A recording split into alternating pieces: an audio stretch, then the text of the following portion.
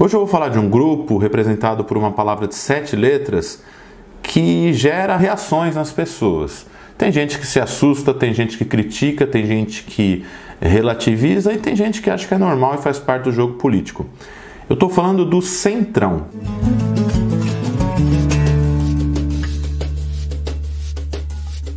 Fala pessoal, tudo bom? Muito obrigado pela audiência de vocês e se você já se inscreveu no canal, muito obrigado. Caso você ainda não se inscreveu, por favor se inscreva e também compartilhe com os amigos que possam conhecer o canal. O Centrão, na verdade, ele não é recente.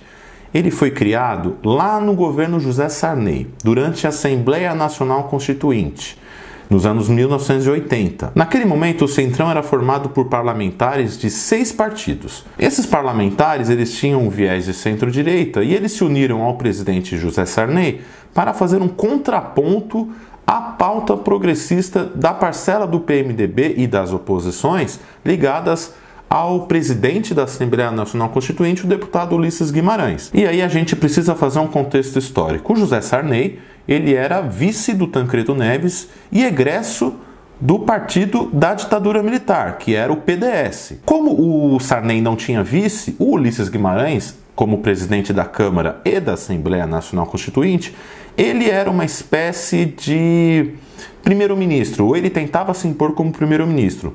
Então o Sarney, para conseguir moldar a Constituição à sua maneira, ou moldar seus projetos de lei, ele articulou, enfim, foi articulado esse grupo chamado Centrão para dar a base parlamentar ao governo. É claro que essa base parlamentar foi conquistada com cargos, emendas e outras facilidades, não somente por concordância de pauta.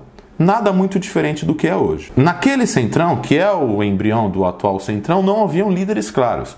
Eram deputados ali do médio clero, do baixo clero, que se posicionavam e conquistavam ali as suas pautas, as suas reivindicações, as suas emendas, enfim, faziam o seu trabalho parlamentar e faziam o seu trabalho junto ao eleitorado. Depois, nos governos seguintes, do Collor, do Itamar, do Fernando Henrique, do Lula e do primeiro mandato da Dilma, o Centrão, como conjunto, se desfez. Mas ele sempre continuou na base do governo, ele sempre apoiou o governo.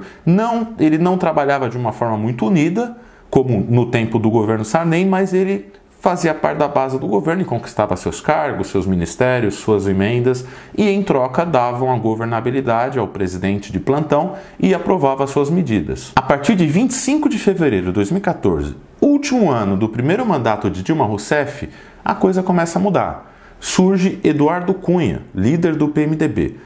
O Eduardo Cunha, ele cria um blocão de partidos da base do governo, partidos com uma orientação de centro-centro-direita. E esse blocão começa a negociar com o governo Dilma de uma forma diferente.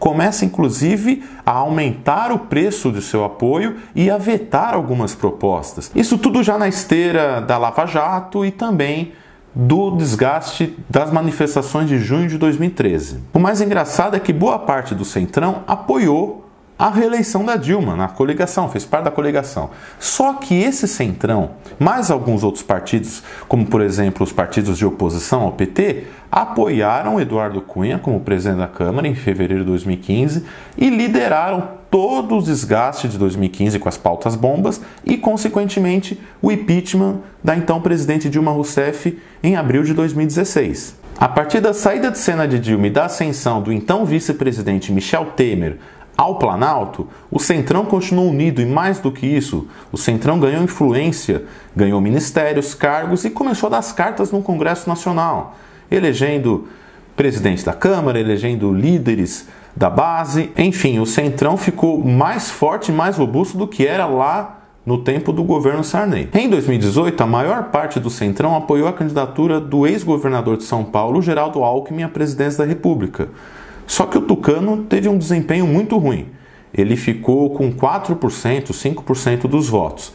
E aí o Centrão, ele vai buscar conversar com o então recém-eleito presidente Jair Bolsonaro. E desde então o Centrão se torna uma espécie de fiador do governo do presidente Jair Bolsonaro, principalmente nesse último biênio com a eleição de Arthur Lira, um de seus líderes, para a presidência da Câmara. Outro de seus líderes é o deputado paranaense do PP, Ricardo Barros. Arthur Lira também é do PP. O PP, aliás, ele merece, o Progressistas, ele merece um parênteses. Ele é um partido que, na sua origem, ele era o velho PDS, que era o herdeiro da Arena, se dividiu lá atrás entre PDS e PFL. O PDS mudou de nome e desde então voltou a ter o protagonismo que tinha lá nos anos 70 e 80.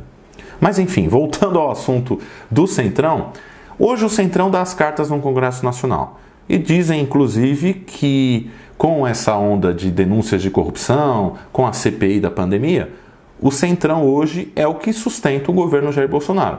Se o Centrão hoje decidir apoiar um processo de impeachment, por exemplo, é muito provável que esse processo seja aprovado. Agora, existem diferenças entre o Centrão lá do governo Sarney e o Centrão atual. A maior diferença é que o Centrão hoje tem cara, tem líderes. O Centrão do Sarney não tinha. O Centrão do Sarney eram deputados ali que se articulavam e conseguiam negociar com o governo, como a gente diz no jargão político, no varejo. Este Centrão tem líderes, esse Centrão ele tem uma institucionalização maior do que o Centrão antigo. Agora, uma semelhança do Centrão é que, assim como o Centrão do governo Sarney, esse aqui também ele funciona na base de cargos, emendas, indicações, enfim. E mais, independente do próximo presidente, seja quem for, seja Lula, Ciro Gomes ou outro candidato que não esteja no radar nesse momento, tenham uma certeza, o Centrão vai estar lá, vai estar apoiando. Por que eu estou dizendo isso? Porque o Centrão ele tem um faro político, ele percebe onde está o poder. Então, ele se contenta em ter alguns nacos desse poder, alguma influência, e em troca ele dá governabilidade e aprova os projetos do programa de governo do candidato vencedor. E você, o que você acha do Centrão? Ele prejudica o país ou ele é benéfico ao país? Ele é necessário para a governabilidade ou é possível governar sem ceder ao modus operandi do Centrão? Enfim, queria saber sua opinião, comenta aí. Muito obrigado e até a próxima.